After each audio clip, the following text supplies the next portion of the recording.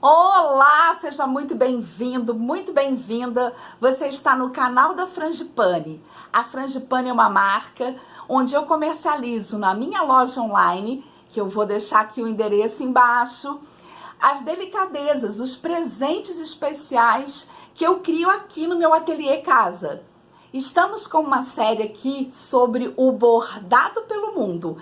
Você já foi aos Estados Unidos conhecer a Sunbonnet? Se você ainda não viu esse vídeo, vou deixar o card aqui em cima.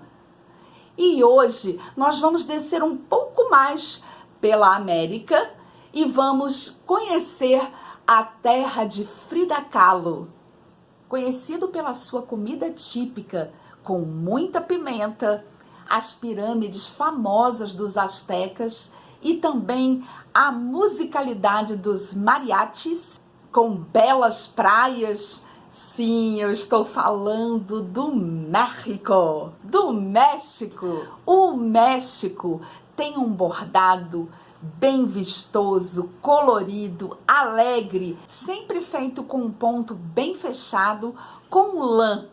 O bordado mexicano é bastante diversificado, mas o mais conhecido é da região do estado de Hidalgo, da cidade São Pablo el Grande, bem na região central do país.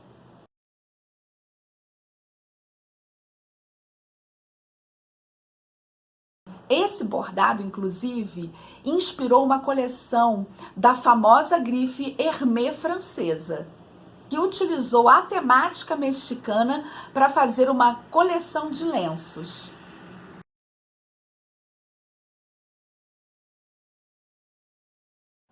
Os bordados que inspiraram a Casa Hermès na confecção desses lenços de seda são os bordados tenango, que são principalmente feitos com o ponto cruzado, o ponto sombra, que a gente conhece aqui no Brasil, feitos em lã e com bastante preenchimento.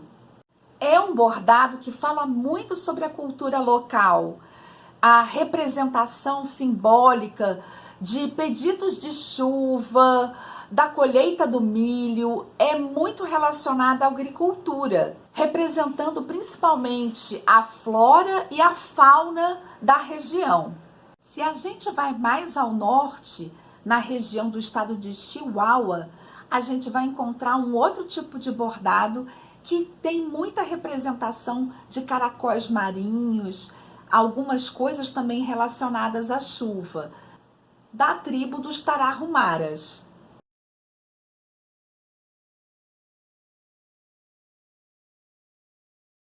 E se a gente desce um pouco mais, a São Luís Potosí, vamos encontrar o bordado mais antigo do México, feito pelos huastecas. Esse bordado, inclusive, vai ser utilizado nos trajes típicos mexicanos.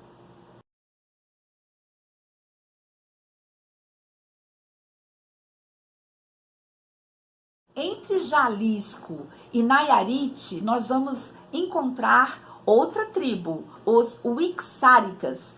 Desculpa aqui se eu não estou pronunciando bem o nome, porque são nomes indígenas. Mas o que é mais interessante desse bordado é que ele vai ser um pouco mais geométrico e vai trazer a representação do peyote, que é um cacto que é utilizado para fazer uma bebida destilada, bem famosa mexicana, o mezcal.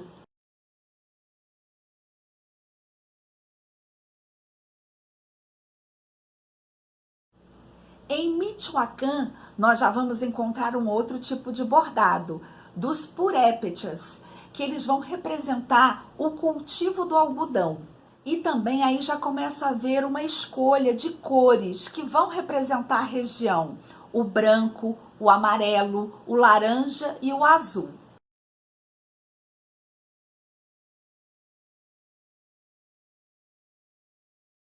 E aí a nossa viagem pelo México chega ao estado do México, onde a gente vai encontrar um bordado tipicamente feito por mulheres.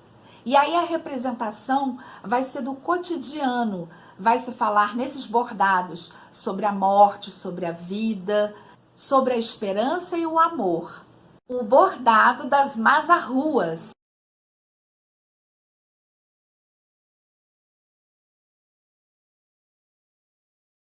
Vamos chegar então, logo em seguida, na região que tem pelo menos 4 outros tipos de bordado. A região de Oaxaca. Em Oaxaca, vamos ter o bordado mazateco.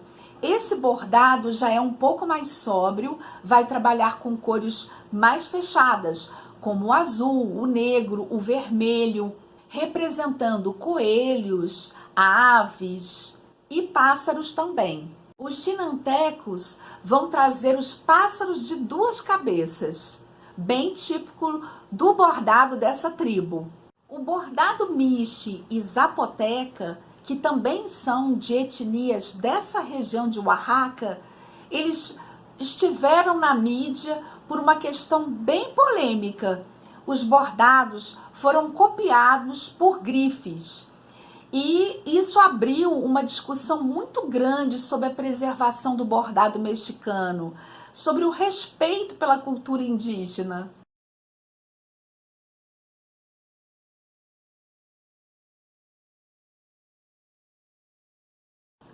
Tanto que o governo mexicano promulgou uma lei em 2019, transformando a arte têxtil e o bordado mexicanos num patrimônio cultural. Isso é muito bonito de se ver.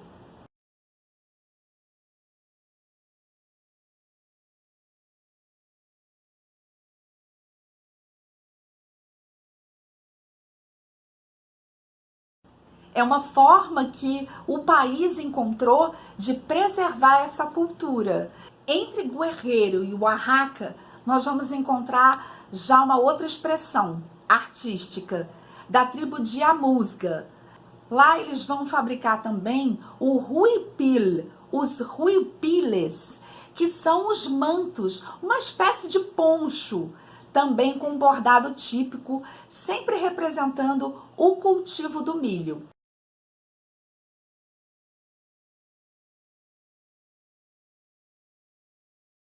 É um bordado inspirado nas flores de milpa, que é o milharal. É um bordado muito bonito também.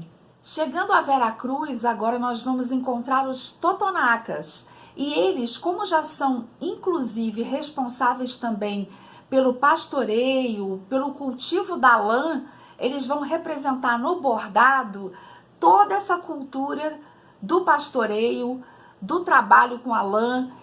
Eles vão trazer na temática dos bordados deles a criação do universo, do mundo e a vida no campo.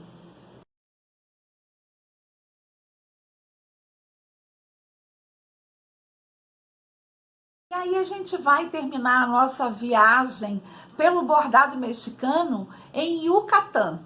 Em Yucatán, a gente vai ver um bordado também diferente. O bordado de Yucatán é inspirado em sonhos, leva um pouco de magia. E o que me chamou a atenção em toda essa pesquisa é que também existe, lá no México, um tiar manual que se usa na cintura, que também vai ser usado para o bordado.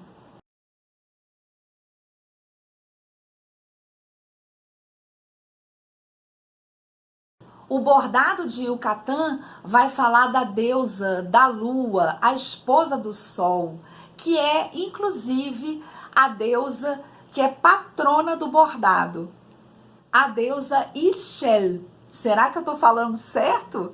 Bem, mesmo com toda essa coletânea de diversas regiões, descendo do norte ao sul, ainda tem muito do bordado mexicano para apresentar.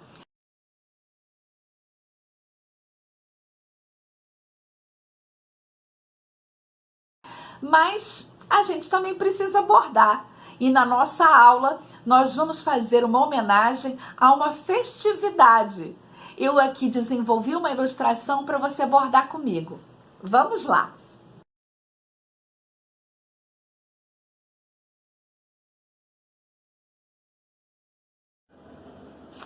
Para o meu bordado mexicano, eu desenvolvi uma ilustração baseada numa festividade muito tradicional mexicana, o Dia de los Muertos.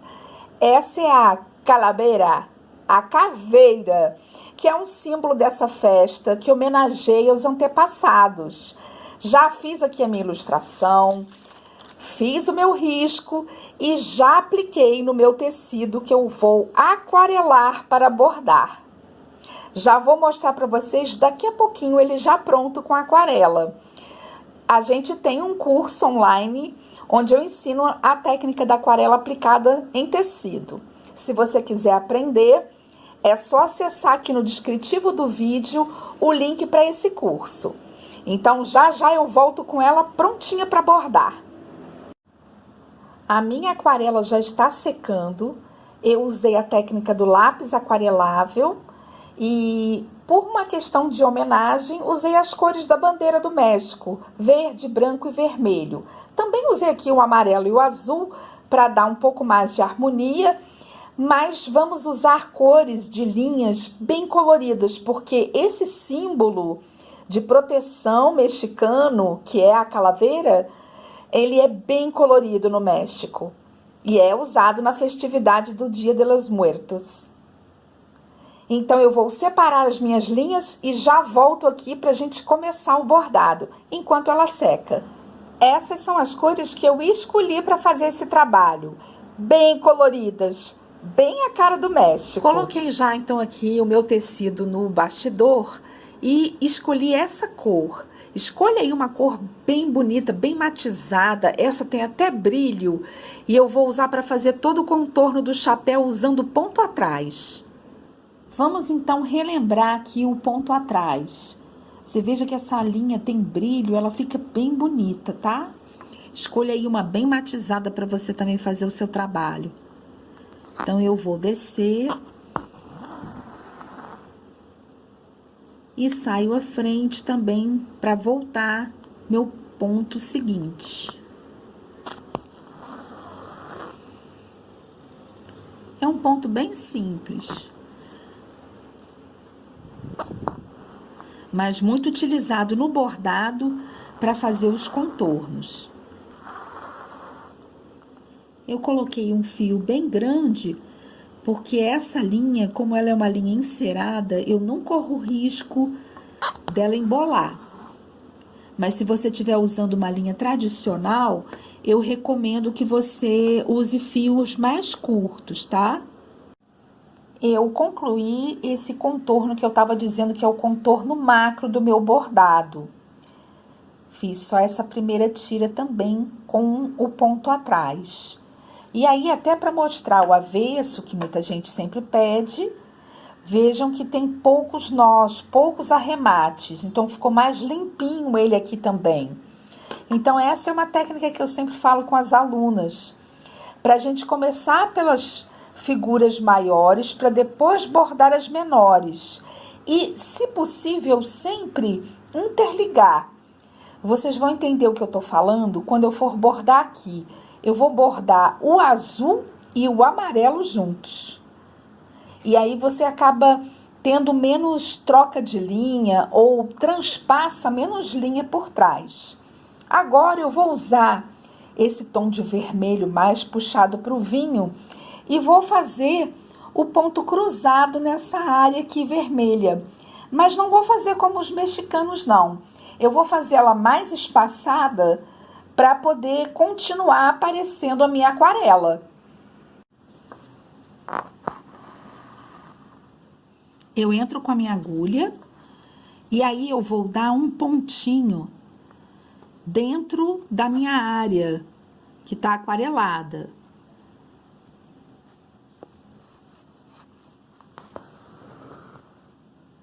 E aí eu vou cruzar e dar novamente esse pontinho aqui desse lado. É importante que você deixe o tecido frouxo no bastidor, tá? Para poder fazer essa dobra aqui do tecido.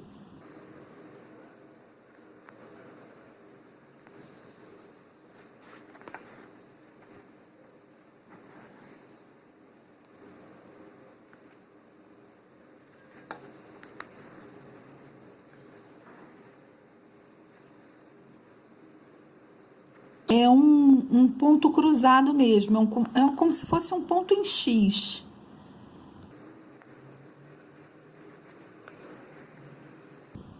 Esse é um ponto que eu gosto muito, ele é um ponto decorativo e também ele vai criando texturas.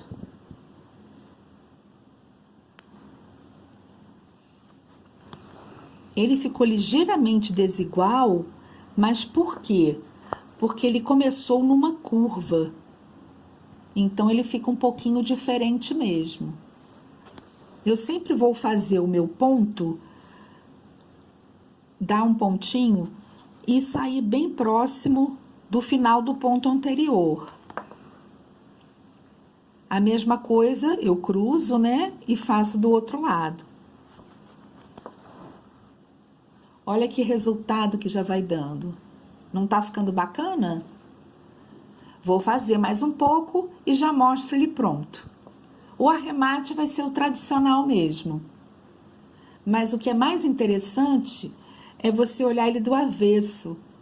Ele fica como se fosse um ponto atrás. E é por isso que ele também é chamado de ponto sombra. Em tecidos mais finos, mais delicados, ele vai aparecer como se fosse um sombreado no tecido só. Muito bonito também, não é? Eu preenchi aqui essa etapa também com o mesmo tipo de ponto, ponto cruzado. E aqui eu fiz o ponto atrás, vou fazer nessa área aqui também. E parei porque vou ensinar vocês a fazer, vou salpicar aqui um nó francês. Mas antes, queria também mostrar a vocês, já fiz o contorno. Eu tô usando para o contorno a linha de meada mesmo. Um fio que eu usei aqui em todo esse contorno no ponto haste. E aí eu vou retomar aqui o ponto haste nesse finalzinho, só para quem ainda não sabe fazer, aprender. Eu vou entrar com a minha agulha, dou um pontinho, saio com a minha agulha bem próximo de onde vem a linha e puxo.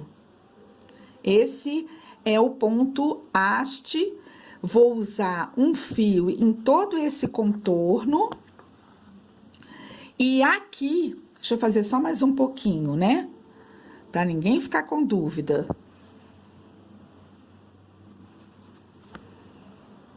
É importante que o tecido também esteja mais solto aqui no bastidor para te ajudar.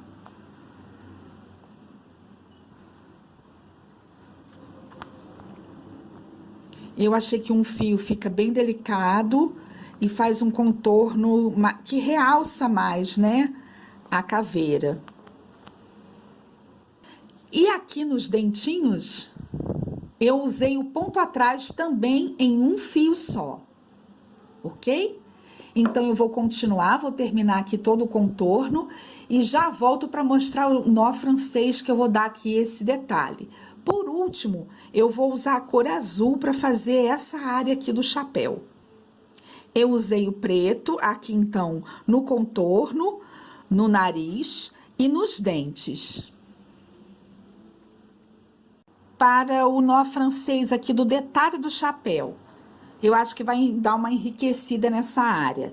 Eu entrei com a linha, dou 2 laçadas, seguro aqui com o meu indicador e faço a entrada da linha num pontinho bem próximo de onde eu saí.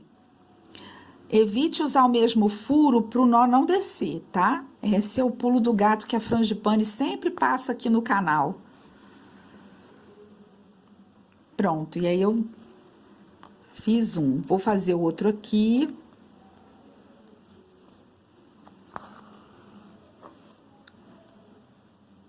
Para dar um relevo aqui no meu chapéu.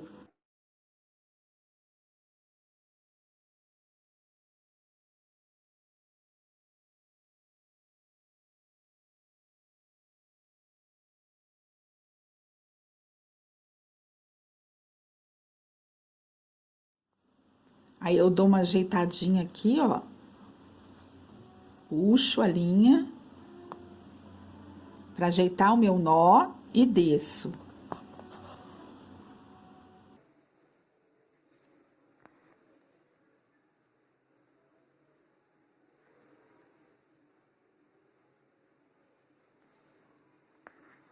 É importante segurar aqui, ó, com o polegar para me ajudar.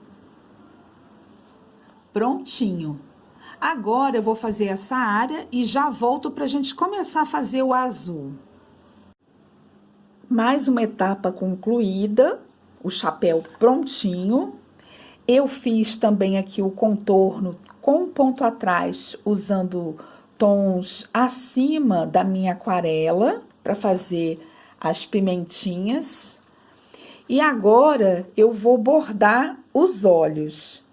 E eu já escolhi duas cores bem vibrantes, um rosa e o amarelo. Vou usar essas duas cores aqui. E esse ponto que eu vou usar aqui vai ser um margarida, só que o ponto margarida aberto, tá bom? Vamos fazer aqui juntos. Para fazer esse detalhe dos olhos, eu vou fazer uma espécie de ponto margarida. Só que em vez de eu voltar aqui no mesmo furo para fazer a pétala, eu vou um pouquinho ao lado, por causa do desenho desse olho, dessa flor que tem no olho. Seguro aqui com o meu polegar, saio no ponto do meio e puxo. Aqui agora eu só vou descer bem justo para prender essa minha laçada aqui, né? E aí eu vou ter a pétala aberta. Isso que eu tô chamando de ponto margarida aberto. Então, eu volto lá, saio e vou ao meio.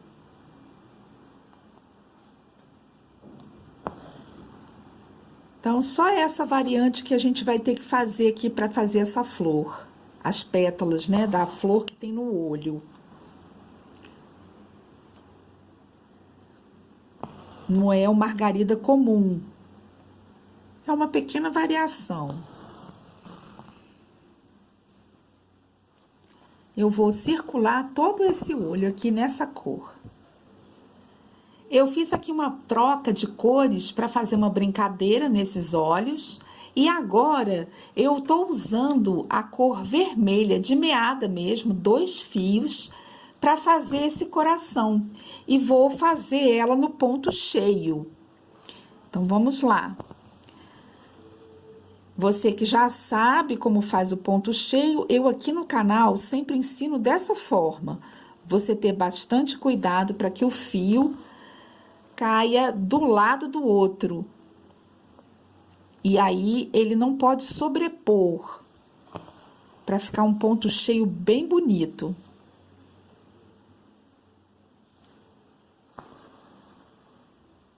Eu sempre faço da metade da figura até o final.